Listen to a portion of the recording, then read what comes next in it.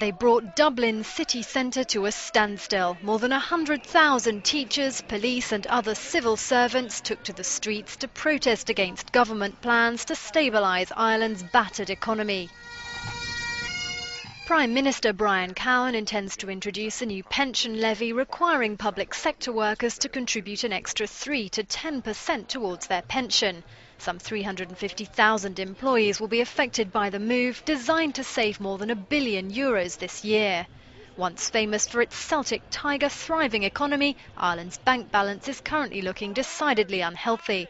The country was the first Eurozone member to slip into recession in 2008.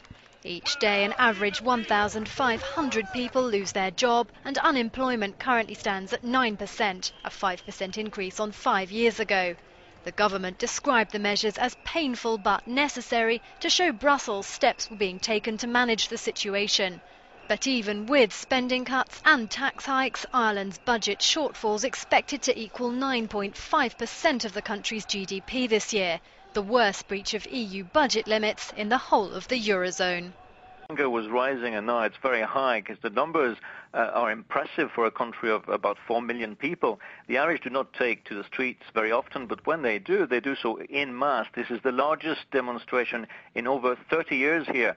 Firemen, nurses, all civil servants were out today to try and defend their income and their pensions, because the government has an €18 billion hole in its budget over the next 3 years. And Brian Cowen, the Prime Minister, needs to find money. And his recovery plan targets civil servants particularly. Their contributions to their own pension plan will rise by 3 to 9%, depending on their wages.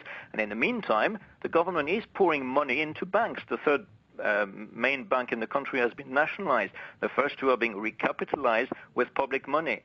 Salaries of top bankers are still over €1 million a year for some of them. So the economic situation is bad, to say the least.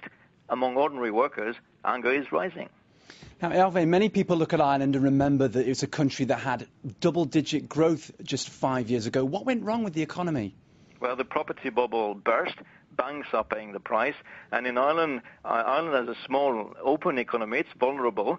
And unemployment is now at 9%. It was 4% 3 years ago. 1,500 people are losing their job every day. One Irish person is losing his or her job every 5 minutes. This country is the most severely hit by recession now in the Eurozone. And it will get worse before it gets better.